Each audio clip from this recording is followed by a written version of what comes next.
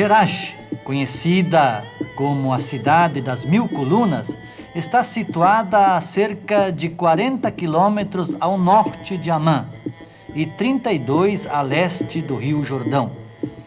Sua elevação a 500 metros do nível do mar, o que lhe propicia um clima bastante ameno, e as fontes de água permanente, permitiram com que Jerash fosse habitada desde períodos muito remotos.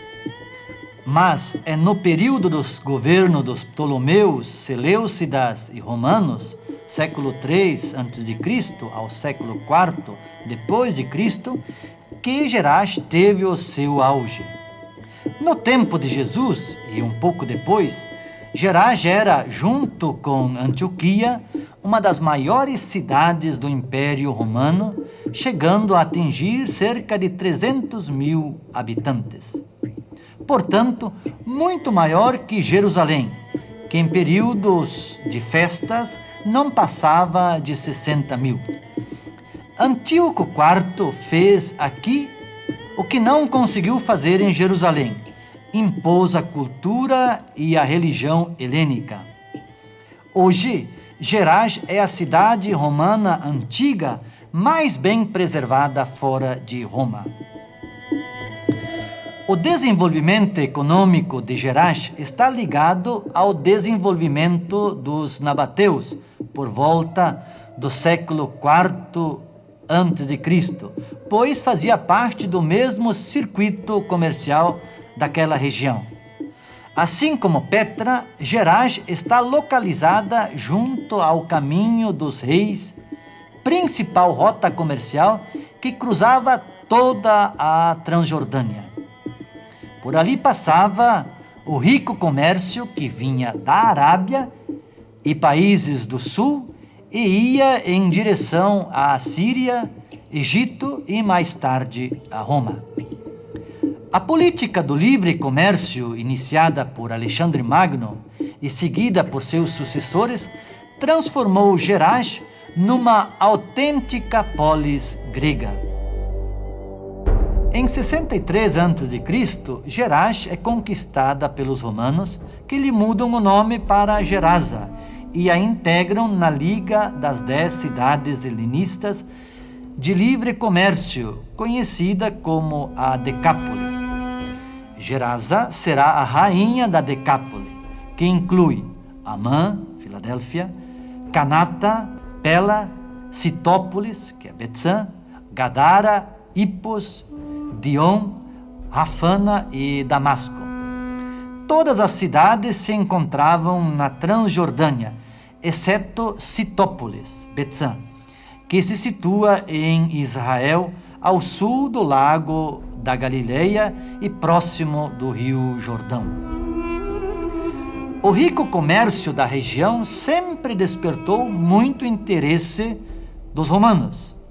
Em 106 d.C., o imperador Trajano criou a província da Arábia, que incluía a Nabateia e Jerash, construiu estradas e fortaleceu o comércio.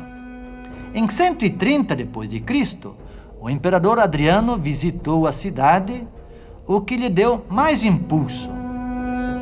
Em homenagem a essa visita, foi construído na entrada da cidade o famoso Arco Triunfal de Adriano. No princípio do terceiro século, Gerasa recebeu o título de colônia romana.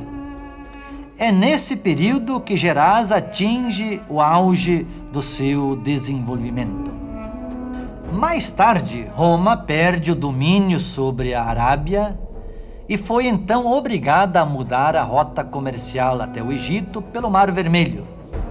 Esse fato teve um efeito negativo sobre a economia de Gerasa, que começa a declinar. Em 614, a cidade é conquistada pelos persas e em 747, destruída por um violento terremoto, do qual nunca mais se recompôs plenamente. Mais tarde, os cruzados a ocuparam e transformaram alguns monumentos, como o Templo de Ártemis, em fortaleza. No século XIX, os habitantes árabes recuperaram o antigo nome da cidade, Jerash. As escavações e as restaurações de Jerash começaram em 1925 com o arqueólogo Gersten e continuam até hoje. Iniciando a caminhada pela entrada principal da cidade, no sentido sul-norte, encontra-se o famoso Arco do Triunfo. O arco, que ainda está em boa conservação, foi construído em homenagem ao imperador Adriano na ocasião da sua visita em 129 d.C. Atualmente, a presença das máquinas mostra as reformas que estão sendo realizadas na área.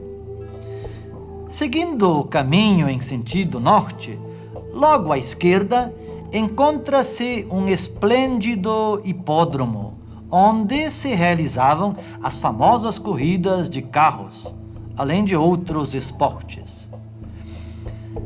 O original tinha 245 metros de comprimento por 52 de largura e podia acomodar em torno de 1.500 espectadores.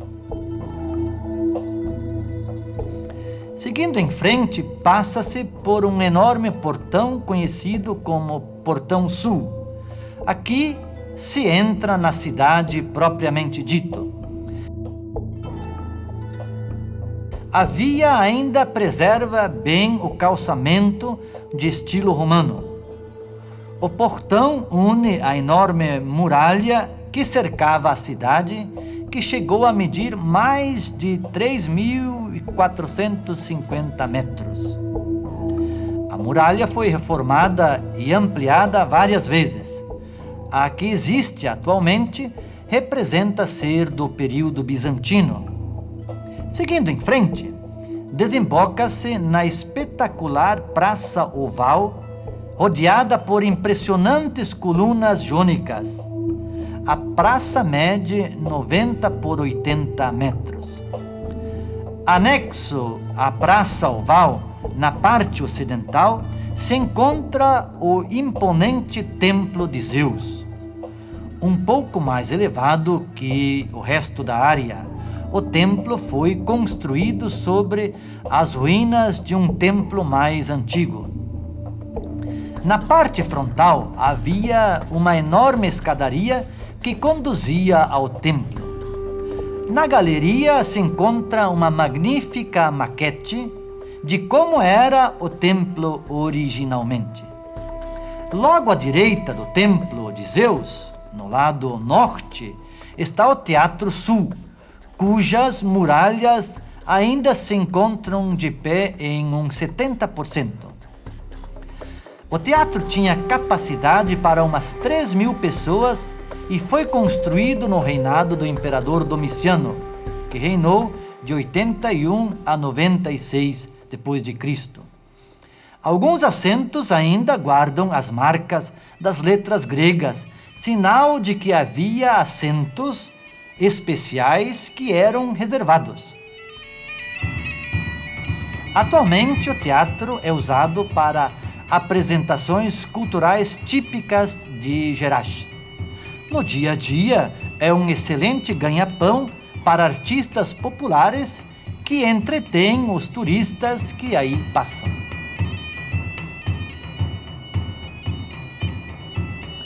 Do topo tem-se um lindo panorama de toda a cidade. No lado esquerdo existe uma área ainda pouco escavada e no lado direito fica a Jerash moderna. Saindo da Praça Oval, entra-se no Cardo, o mercado da cidade, uma rua de 800 metros de comprimento, ladeada por impressionantes colunas jônicas e coríntias. A rua corta o centro da cidade de sul ao norte. Ela foi restaurada e ampliada no final do segundo século depois de Cristo e hoje é uma das mais impressionantes e bem conservadas ruas de todo o Império Romano. Nas laterais encontravam-se as lojas de comércio. Outras ruas menores, também com belas colunas, cruzavam a rua principal. As pedras do calçamento são originais romanas. Ainda é possível ver nelas as marcas das rodas dos carros. Adentrando-se na cidade, pela Rua do Mercado, o Cardo, chega-se ao centro, onde, à esquerda, se encontra o templo romano de Dionísio, construído no século II. No período bizantino, no século IV depois de Cristo, o templo foi transformado em igreja cristã, passando a ser chamada de a Catedral. As altas escadarias revelam sua importância. No lado norte da catedral está a esplanada do Templo de Ártemis, uma enorme área que originalmente estava cercada por altos muros. Na parte de trás se encontra o imponente Templo de Ártemis, patrona da cidade de Jerash, construído em 150 depois de Cristo. As majestosas colunas se levantam sobre uma parte mais elevada. Das 12 colunas originais, 11 ainda estão de pé. No interior se encontra o santuário onde estava a estátua da deusa Ártemis, filha de Zeus.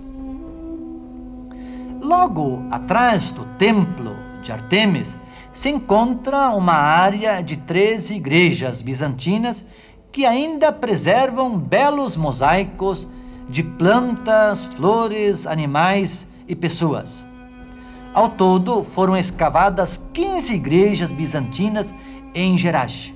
Isso mostra o impacto do cristianismo sobre a cidade depois de se tornar a religião oficial do Império.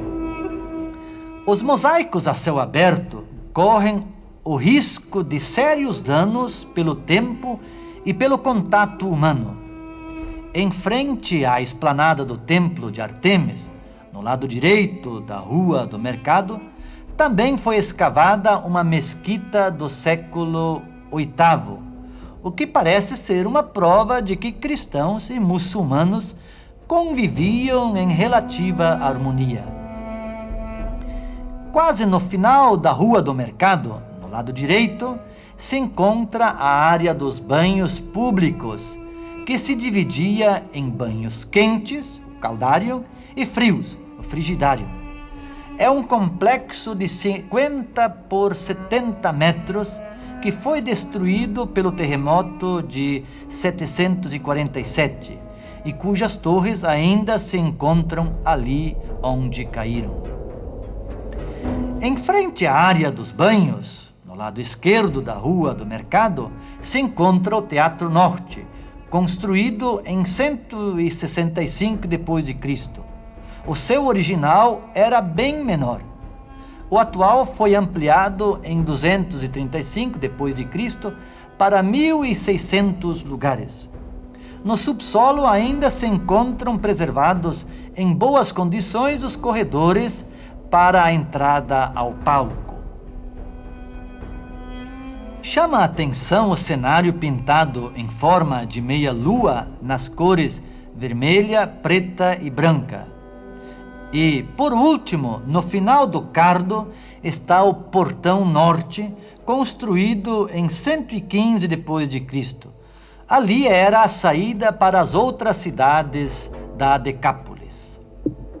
Gerash, ou Gerasa, como a cidade era denominada no tempo de Jesus, aparece no Novo Testamento no episódio da cura do endemoninhado, que ninguém conseguia dominar. O curioso é que os evangelhos colocam o fato em cidades diferentes. Enquanto que Marcos e Lucas situam o ocorrido em Gerasa, Gerash, o evangelho de Mateus, além de dizer que eram 2 endemoninhados, situa a cura em Gadara, cidade que fica cerca de 50 quilômetros a noroeste de Gerasa. É possível que Mateus tenha optado por Gadara por causa da sua proximidade com o lago da Galileia, em cujas águas os porcos se teriam precipitados. No entanto, por ser mais primitivo e pela referência à legião romana, o relato de Marcos deve ser considerado mais autêntico. Nós não podemos concluir nosso estudo sobre Gerash sem uma breve parada no Museu Arqueológico da Jordânia. Logo na entrada expõe um belo mapa de Israel visto a partir da Jordânia.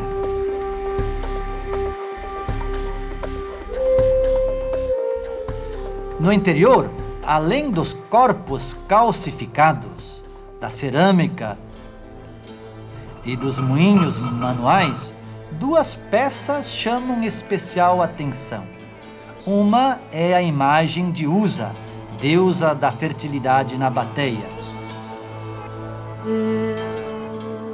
E a outra é a réplica da estela de Mesha, encontrada em Dibon, em 1868. Datada por volta de 840 a.C., esta fantástica estela conta as vitórias que Mesha, o Dibonita e rei de Moab, obteve contra o filho de Omri, rei de Israel, que havia oprimido os moabitas por muito tempo. O rei Mesha fez a inscrição em homenagem ao seu deus Camosh, por ter derrotado a Javé de Israel.